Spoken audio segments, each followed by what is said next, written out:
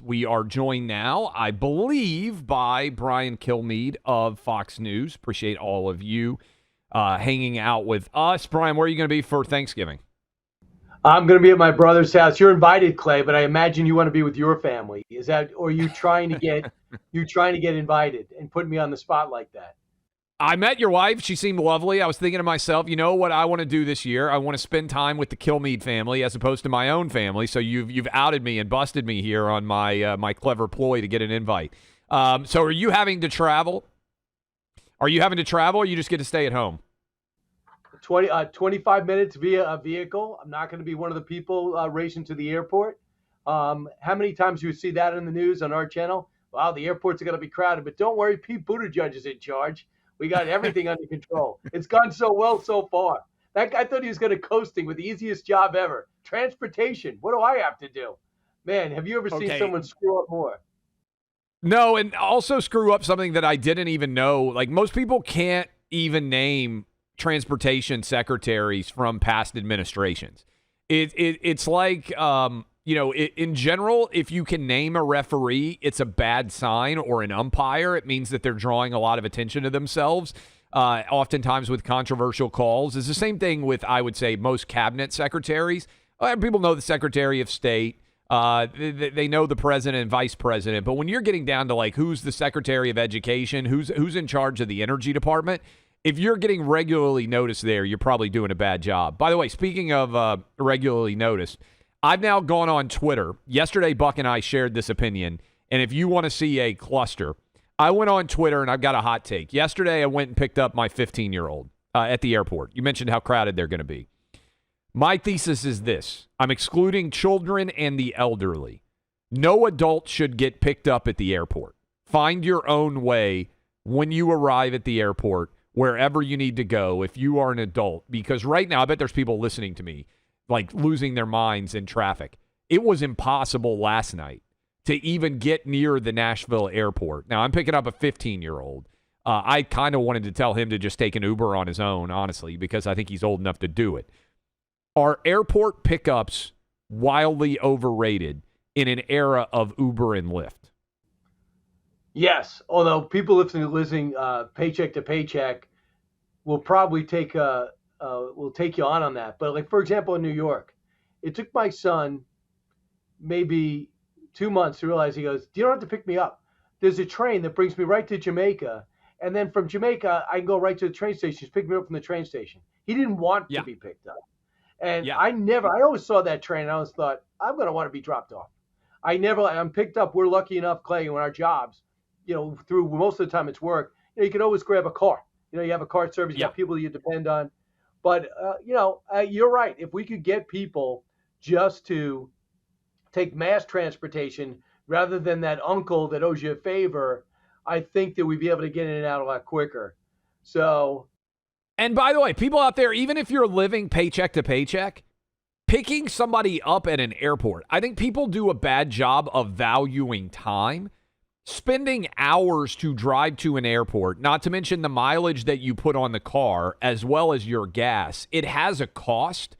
You're just not recognizing it in your head, right? Because it's not free. Like, the time that you're spending is not inconsequential. The amount that you're spending on gas, mileage, everything else, not to mention the risk of some sort of thing going wrong. You get a flat tire, you get into an accident, as opposed to putting somebody on an Uber. I think that we just need to normalize adults, get yourselves to and from the airport. All right, you got a book. It's called Teddy and Booker T, How Two American Icons Blazed a Path for Racial Equality. Tell me about this. Tell me about this book. Why does this story matter today? well, number one, I wanted to pair up. Clay, you have a sports background. The best thing about the Rocky movies is one went to the other. And if I could end one and the first scene of the next Rocky is the last scene of the previous Rocky, it's genius. And I've been compared to Stallone often. Okay, never, but now you can. So Frederick probably had the President Freedom Fighter out. Now we have Frederick Douglass, who was an idol of Booker T. Washington. They met. He spoke at Tuskegee, a school that Booker founded. And there was 6-year-old Teddy Roosevelt looking out the window on Broadway. You've been on Broadway, looking at the body of Abraham Lincoln in 1865 after he was assassinated by John Wilkes Booth. His grandfather made sure he saw him, and from that moment, he remembers always idolizing Lincoln. So I thought these two guys that could talk about race in America and move us forward. When I first started doing these books, I thought, wouldn't it be great if I had news people interested in history? And now, what are we talking about on our shows? We're talking about the war on history. They're taking down Jackson. They're taking down Columbus. They're moving Jefferson out of City Hall. And then all of a sudden, they're boxing up Teddy Roosevelt's statue and moving it away because they don't feel he's politically correct enough in 2022. And now I thought, let me talk to the Roosevelt people, because Booker T. Washington teamed with Teddy Roosevelt to move us forward on race relations. And I just think we need a perspective. When you have Megan Rapinoe, who doesn't think we're far enough along as a country to stand up during the national anthem, and another quarterback taking a knee because he wasn't starting for the 49ers, I thought if you read what Booker T overcame to move us forward and what Teddy did to defy his times, I thought that you might have a perspective on why we're the most successful multicultural country in the history of the world. Because two people came from the outer reaches, different worlds, to combine and make our country better. And that's the story I tried to tell. Yeah, and you're hitting on something that I think is really important, Brian, and that is for much of the, I would say, 70s, 80s, 90s, and early 2000s, many people out there were buying into the idea, which I think is very true, that white, black, Asian, and Hispanic, we all have far more in common across whatever racial differences or identities might theoretically divide us than we do different. And what's really happened in, I would say, the last decade or so is people have tried to argue, oh no, our identities are immutable characteristics and there is no way to bridge the differences between us, and therefore this must be the primary method upon which we consider all of our human interaction, right? And that has actually been, I think, supremely destructive to the idea of America itself. And when you put Booker T. Washington in the South in the turn of the century, 20th century, where there was segregation, there was Jim Crow, there were the poll taxes, the KKK emerges. That was tough times. And when, instead of moving to the North, when he started getting a degree of fame and wealth, he's like, no, I'm going to Tuskegee. We're going to start with a leaky shed, and I'm going to grow this thing.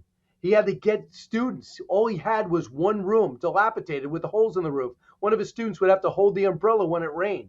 He started with 30 students because he knocked on doors and said, do you want to go to college? And most of the students were older than him. He was 24 at the time. And he got people in, and he started it.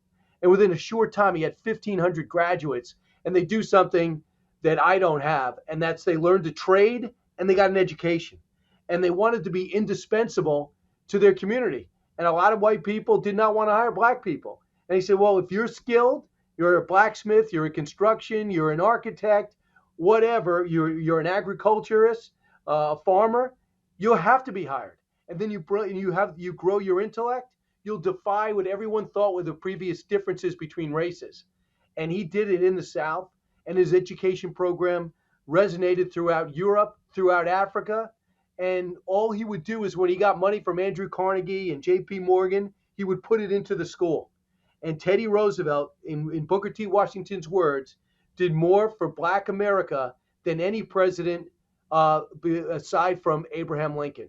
So I thought, even though he had some blind spots in some of his statements that will clear your sinuses, Teddy Roosevelt, because he was raised by a mom that's from the South, in the end, he just brought this country together. A lot of it was under the radar, and I try to go over it in the book. And the fact that people could look each other in the eye, respect each other. Booker T. Washington was the advisor for Teddy Roosevelt to pick out judges and postmasters. He said, just tell me the best person. Don't tell me the color of their skin or even their gender.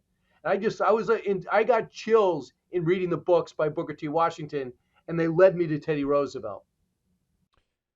Brian, one of the great unfortunate stories that isn't told is, if you look, speaking of Booker T. Washington, the idea of self-reliance and the idea of individual responsibility, the success of Black America in terms of economics actually began to decline relative to the history before that in the 1960s with the Great Society, right? And this is one of the things that the Thomas Sowells of the world have spent a great deal of time on. As soon as government got involved in trying to reconcile equality in this country in terms of economics, that's when things started to fall apart in terms of Black America, both families with mom and dad both present. Because you go look at the data, prior to the 1960s, that wasn't common at all, became very, very prevalent. The Great Society, Lyndon Johnson, in the end of the 1960s. I think the intention was good. The result has not been.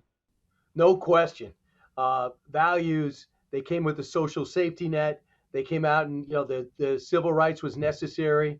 I understand what was going on. But LBJ, even though some of the things that he was saying in his life in Texas shows that he was anything but Martin Luther King, he went out and said, hey, let me do civil rights. Let me get this done. The result was, sadly, in many ways, the stats don't lie, the destruction of the black family.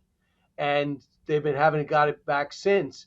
But if you took some of the advances and some of the affirmative action things that it looks as though we don't need clearly now, you had to force people to change their perception of each other. That was necessary. It took a lot of drama. It took so much courage. But during that time, even before the 1860s, you had a guy in 1910 sit there and say, okay, this guy doesn't like me because of the color of my skin. This woman doesn't like me because of the color of my skin. This guy doesn't care. I'll deal with him, but I don't hate them. They're people of their times. I will change their perception when they see me in action.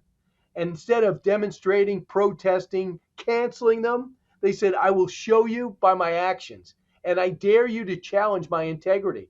And Booker T. Washington, born a slave until he was 9, no shoes, no pants, slept on a dirt floor, one meal a day, ends up being one of the most respected men, I believe, in American history. Don't tell me you can't overcome. Black, white, in between, handicapped, no parents, bad parents. When you see these two stories, Teddy Roosevelt had bad asthma, he was sick his whole childhood, wasn't supposed to survive, and you see them come together from different walks of life, I think you get inspired for the country. We have the right people at the right time. And number two, he was the precursor to Napoleon Hill, Norman Vincent Peale, and Anthony Robbins. Show me an obstacle. I'll scale it. I don't blame you. And I'll be a stronger person on the other side. And I just thought the whole story needs to be told. No doubt. Sounds awesome. Teddy and Booker T. He is Brian Kilmeade. Go check it out. If you are buying books for the holiday season and want a good read that's going to inspire and ennoble, hopefully, you and your family throughout the holiday season and beyond. Brian, have a great Thanksgiving. I'll talk to you soon. Go get him. I'll see you, Clay.